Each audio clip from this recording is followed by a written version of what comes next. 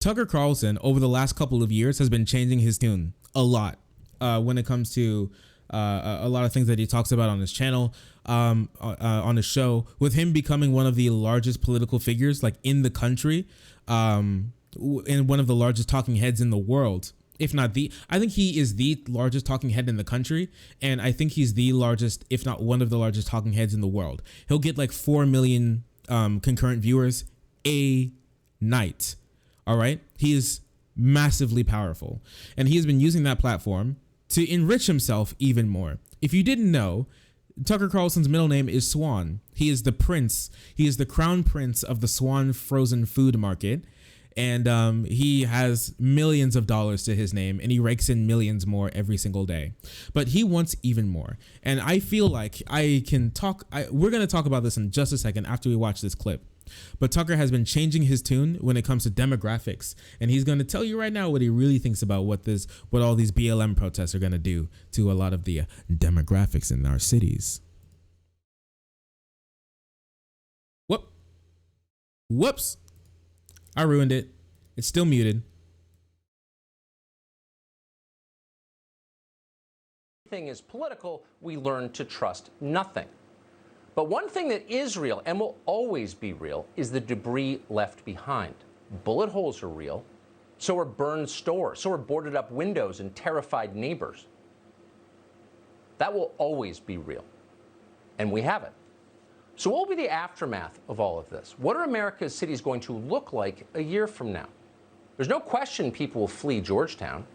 They may have BLM signs in their driveways. It doesn't mean they want screaming BLM lunatics on their streets. They don't. Nobody does, actually, no matter what they tell you. No matter what color they are. No one likes that. That's true for people in Georgetown, in Portland, Oregon, in San Francisco, in Chicago, New York, any other place where order and decency have disappeared. People will not live long with chaos. No matter what they tell you, no matter what signs they put in their yard, they will leave. And many of them have already left. We're about to see one of the great demographic shifts in American history. Unless the insanity stops, and soon, our biggest cities will revert to what they were 50 years ago. Broke, dirty, and dangerous. On the bright side, we'll have resolved the gentrification problem. So a lot of college professors will pat themselves in the back. Amazing.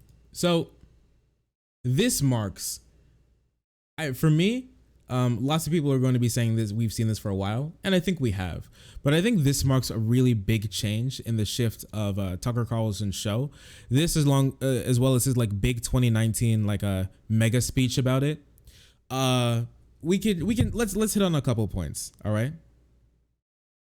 So everything is political. When everything is political, we will trust nothing. I don't know what that means. Lots of people on the right are going to talk about how something is political. Listen, if you do something that someone can disagree with and then use the power of the state to stop you from doing or incentivize you to do, that's political.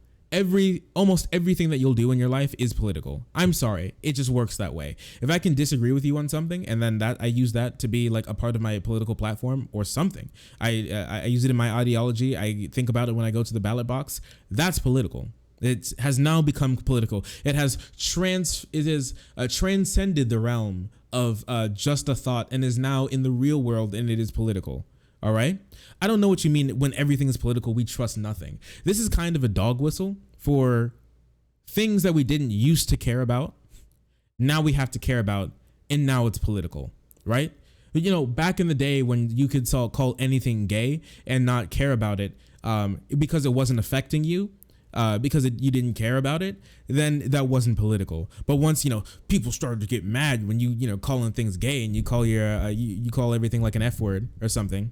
Now this has become political. What people really mean when they say political, is that it doesn't agree with their political standpoint. Listen, I don't think anyone's really going to say that if someone walks up into like a park, you're sitting down, you're eating a sandwich with the neighborhood duck, you got it over your arm, you guys are watching you guys are fishing and you're eating a sandwich with your pet duck, right? And someone walks into the middle of the park and they're like, "Everyone lend me your ears. I have an amazing thing to tell you. Adolf Hitler bad. I think most people would be like, that's not necessarily what they would call a political statement or something, you know? In the same way that saying vote Trump or vote Biden is a political statement. When we talk about like if something's really political, that just means it's outside of the realm of something that we already agree with. I don't think saying that let's put people in jail for murder is necessarily a really big political statement. Stop that. Very interesting. But bullet holes and boarded up windows are real. Hitler is bad. Crazy thing. Bullet holes and boarded up windows are real. Well, you know what else is also real? The people sitting in jail for extended amounts of time for like small drug offenses. That's what's real. You want to know what's real? Let's talk about the people who die from in police custody. That's what's real. Let's talk about systemic racism. That's real. You know, all of these things are real, just as real as boarded up windows and bullet holes. Okay, and a lot of the police don't help with that. You know, this is what a lot of the protests are, but we need to reform our police. Our police system is garbage and it doesn't keep people off the street. It actively incentivizes people to commit more crime. The prison industrial complex, like for-profit prisons, but prisons that make money off of keeping people in prison, like this is real. This is what's real. That's what's causing the most amount of problem in our communities, all right? That's what's real. Order and decency have disappeared. As long as you aren't as long as you're talking about things that I don't disagree with, that means order and decency has disappeared. The majority of these protests are completely nonviolent. And that's just like not something that you can disagree with. Like up until like a couple of days ago, there was not a single instance of looting for like 2 months. I think there was like another instance of looting like a couple of weeks ago. But before that, like there was looting at the beginning of the protests, all right? Where there were lots of riots, and then the protest started self-policing. It's crazy. Community policing, self-policing, and they stopped rabble-rousers from committing crimes to make the protest look bad. And then, crazy thing, 50, 60 days, 80 days of protests, and then there's really not that much violence. And now you see cops shooting people in the eyes with rubber bullets. You see them pepper spraying people, clubbing them. Trump's stormtroopers rolling in and like breaking up peaceful protests. Like this is where the real violence is. This is where real violence is, and we're going to see a great demographic shifts. Really, all right. And lots of people they're gonna say like Tucker didn't mention race here. He didn't have to. He mentioned all that he had to.